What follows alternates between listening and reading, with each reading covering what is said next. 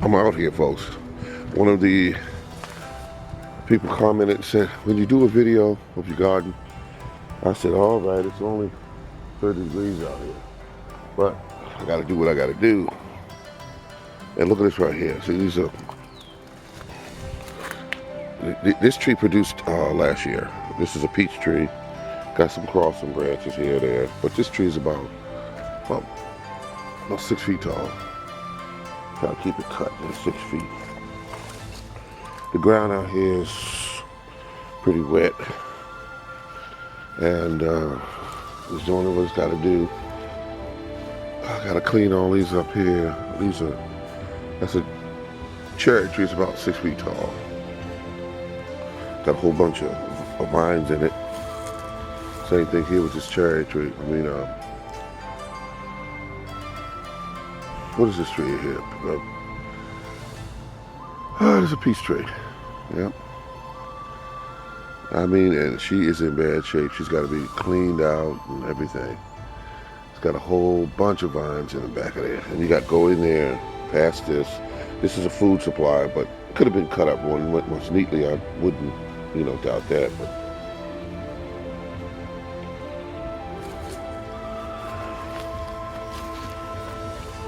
this is the gardening area. That's the gardening area. All that area up there is gardening area. And some of it back further towards the back is like more like shade when the weather is,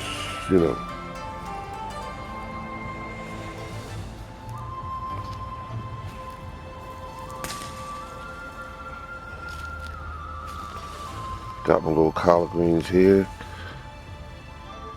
They are cold.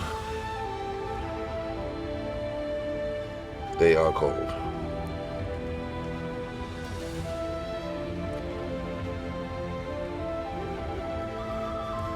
And I put them here because I could have. And right along here this time of year, next year I will, well this year actually, I will run my tomato plants right along here about 20, 25 feet. And then on the other side of it, I'll run maybe some cucumbers and then some more tomatoes. It's good to map out your garden even in the dead of winter. This is the container here. Got a little water in here. It's free water. That's why I'm doing this. And there'll be compost put in here. From here. Compost pile. It's about 2.5, 3 feet tall, maybe 3 feet wide. It's a lot of compost.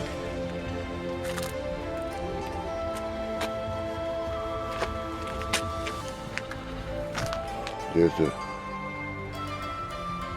newer compost pile. Wood that I put in there. This right here, I tried to make a soil mix, and the wind blew it off, and a lot of it blew away. You see little plants growing in it. So I'll remix it and add some more to it. Here's an apple tree here. This was an experiment a few years back. It was put in without digging a hole. I remember. And I don't like how it turned out, but because it's not really sturdy. So it was just an experiment. But this tree here produced fruit like kind of like the first year and a half, and it produced fruit. But it dwarfed the tree when that happened. This tree has not gotten very big. That's a Honeycrisp apple tree. Here's another tree. Here's a Honeycrisp apple tree. Now see at the base of these trees, I don't want to show the trash that blew in the yard that I got cleaned up from my neighbor's dumpster. But this is all wood laying at the base of the tree now. And this tree here is real tall. This tree is about 20 some feet tall. And I can actually go across and just clip everything off and bring it down to about 5 feet, but I haven't decided yet. Is it something I want to do?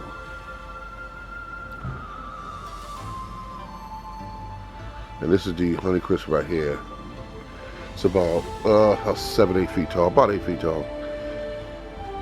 It's doing okay. It's slow growing for some reason. Now I've had 3 other trees in this spot right here. 3 other trees that I put in and took out, put in and took out, and I didn't find the right tree I wanted here. Now I found a tree I wanted, but the soil is somewhat depleted.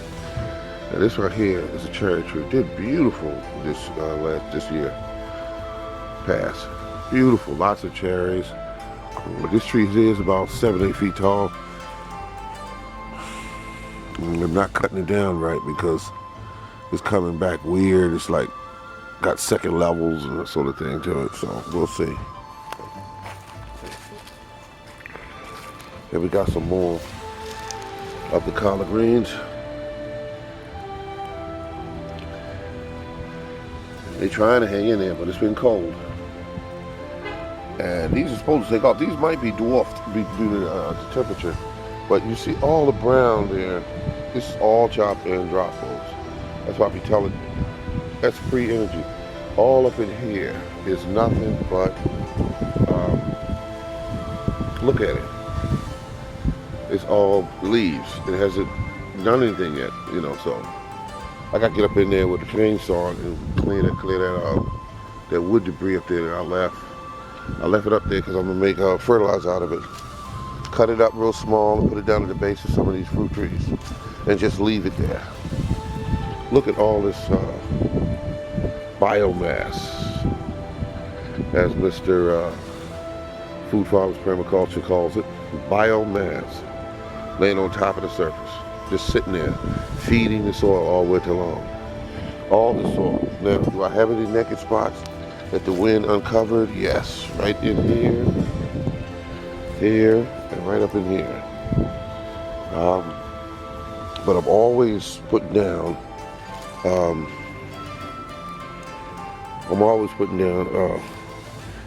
what's there. This is corn that's sticking up from last year. It's not hurting anything. All it is feeding the soil. All back here is all kind of corn. I mean corn and what they call this stuff. God, what they call it? Leaves, grass clippings, weeds. So it's doing what it's supposed to do. We got little containers here. We're gonna grow a lot of stuff in these containers this year. Look at this.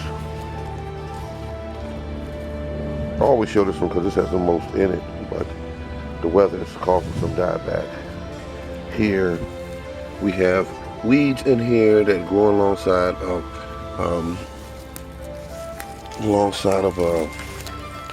what do we call this?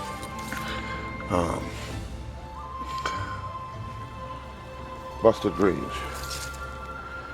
We got some mustard green in here alongside some collard greens. Right here, 3 trees close together. You can see down at the base, 21 inches apart, maybe a little more. These trees are Fuji, Granny Smith, and Pink Lady. Pink Lady here, and the other 2 of either or other of the other. Yeah, thing there. So this tree is doing good, and I'm happy about that. They produce fruit. They actually produce fruit. So we got some down here. This right here's got to come down. That's overhead. That's blocking the sun from these peach trees. So they come out real crappy.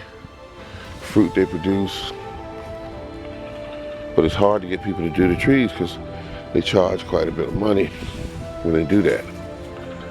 And here we got the rain barrels in the background. They're emptied out. You don't need them freezing and busted. This right here has never produced any fruit. It's about 5 years old. It's a cherry tree. It doesn't have a mate. Doesn't have a mate. And these are the apple trees close to the house, which I maybe made a different decision, but it's okay. And it's again the what's going on here is that blocking out the sun. Those two big branches. Even the one behind us, we'll correct that this year. Then we got another peach tree that's a heavy producer here. This is a Hell Haven. It produces